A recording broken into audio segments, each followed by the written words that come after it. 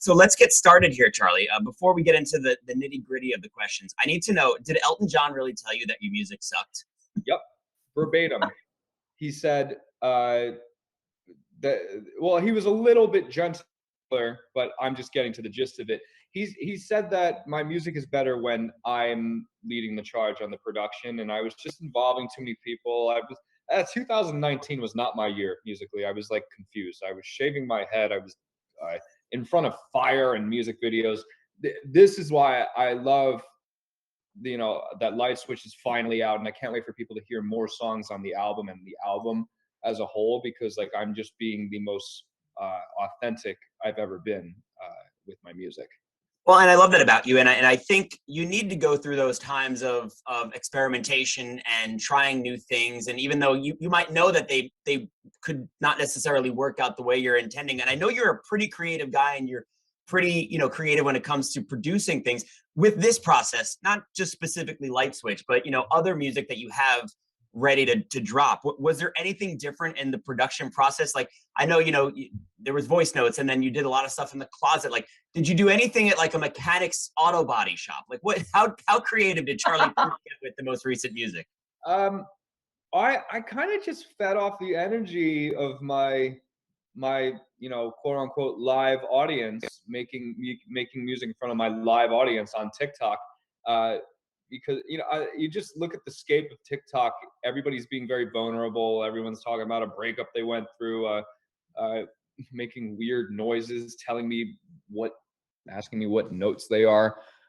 They're being strange on TikTok, which is kind of fun, and it's kind of affected how I write my songs. I don't really think of, the chorus has to come in 45 seconds now. Like, maybe there's 2 verses, maybe there's no verse, maybe there's no pre-chorus. So I'm kind of just like feeding off the vibe that they all give me online, if that makes sense. Yeah, it does. And just to kind of piggyback off of that with the production, you just released Light Switch as an acoustic version. Do you typically hear your songs in an acoustic way first and then kind of make it digital, or is it the other way? Sometimes I like Attention started off as a classical piece of music, like, and it almost the melody of Attention almost sounds like a cello, because that's a cello. But Light Switch started off with the drum beat. I had just made Stay by Leroy and Bieber, and so I was on like a very fast, energetic vibe, and I just had and with that, I always get I always was very envious that Ed Sheeran was able to put out a song like Shape of You, because it was just lyrically just so bone dry, like in your face. And I was like, I want a song without a storyline, just saying that you're in love with someone's body or something like that. And I just put the bass down, and then I took my phone out, and then the rest is history. You all saw it online. I wonder, and when I go to a show or I see an artist that maybe I haven't listened to in a long period of time, and they go through their hits, and you got hits, Charlie. Sometimes you do that whole, I forgot they did that song, or, oh my God, I forgot about that one. I wonder from your perspective, though, when you've got so many hits and you've got so many songs that people know every single word to, do you ever get up on stage and be like, oh yeah, let's throw this one in there. I forgot I had that one. Do you ever forget how many hits you have, Charlie Puth? I'm not... I'm not Elton John yet, where I have like 40 years worth of catalogs of hits, but it does fill in an hour's worth of time, the current hits that I have, which is convenient. I get I'm envious of like the amount of hits that like Maroon 5 has. That's pretty that's a pretty obtainable goal, I feel like. Yeah, I think you could do that. You could pull that. Yeah, one day. Yeah. And you're rocking a hat right now, but on Instagram, all I can see is the curls. We have to talk about the hair care routine, because I'm naturally a curly girl. This is a little bit straight today. Really? There you go. What is the routine? Is there product? I'm a mad scientist today, which is why I have my hat on. I don't know what the hell this is. It looks great. Thank you. That's very nice of you. I'm putting the hat back on. I'm going to put it on this way. Yeah, I'll wake up one day, it'll be curly. I'll wake up one day, it'll be straight. It has a mind of its own, so I just gave up and put the hat on. So you don't do anything with it? You just kind of let it rock?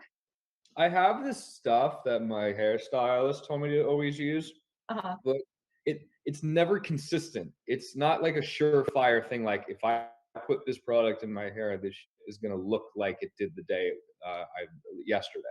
It's always unpredictable. So hat it is for interviews. That's how curly hair is. It's like you don't know the struggle, but curly hair is like.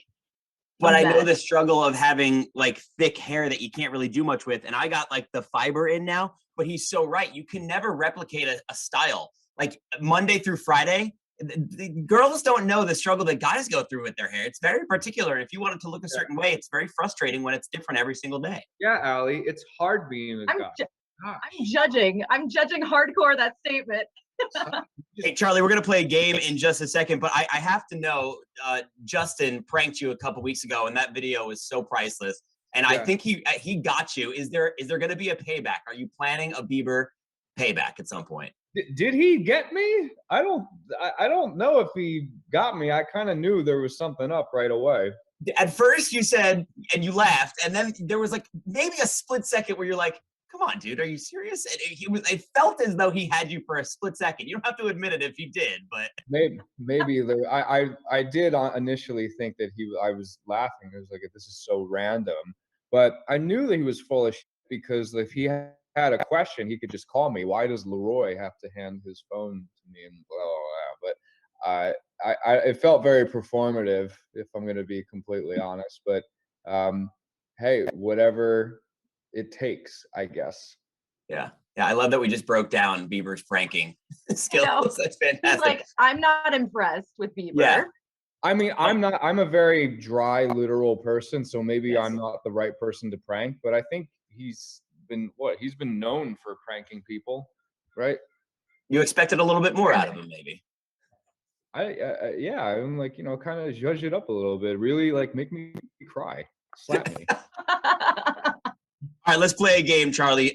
Every artist that we've interviewed has played this game. Everybody from Cardi B to Katy Perry, the Jonas Brothers. It's called Choose on This. We're going to give you either or, yes or no, one or two black or white type questions, and you answer, and they're fun ones. So have a little fun. I'm going to go first on this one. When it comes to a paleo string cheese or a cheese stick, are you a biter or a peel and pull? I haven't heard paleo string cheese in. That is like such an early 2000s kid thing. I'm a biter, but I can't eat cheese sticks. It's so milky and gross to me. I don't like the texture. Okay, but I respect the fact that you bite. You're the only artist that agrees with me that biting is the way to go. But you don't eat them, so what does it matter? What, you don't agree, Ali? God. No, I feel like that's like eating a double Kit Kat. You can't do that. Syke, what is going on? Do we need to like do a separate game? He's like, you're always welcome to join the show as a co-host, Charlie. You know that. Ali, you get question number 2. All right. So you were in a Super Bowl ad that had to do with, Flamin' Hot Cheetos, Doritos. When it comes to Doritos, nacho cheese or Cool Ranch? Cool Ranch. Buzzer, buzzer, buzzer. Cool Ranch. Absolutely. Yeah. Cool Ranch. Flaming hot Cool Ranch. Delish. Cool Ranch. All right, fair enough. Which do you feel more comfortable doing in a jam? Changing a spare tire or jump starting a car? Well, I got pulled over a little while ago and I couldn't even find my wallet. So I don't know if I'm your guy when it comes to changing a tire, but I do have a cell phone and I can find somebody to get to us and help us in our sticky situation. Fair enough. Okay. All right, last one here. What would you prefer? No music for a week or to wait online at the DMV for 24 hours? Well, it seems like I'm going to be doing that next week. So no music. No, I'll wait online at the DMV because maybe they'll play some music above, maybe some music. Maybe they'll play Light Switch, the music, the jazzy there you go. Light Switch. And honestly, the title for the next album, Charlie Puth, online at the DMV. Charlie Puth, don't speed.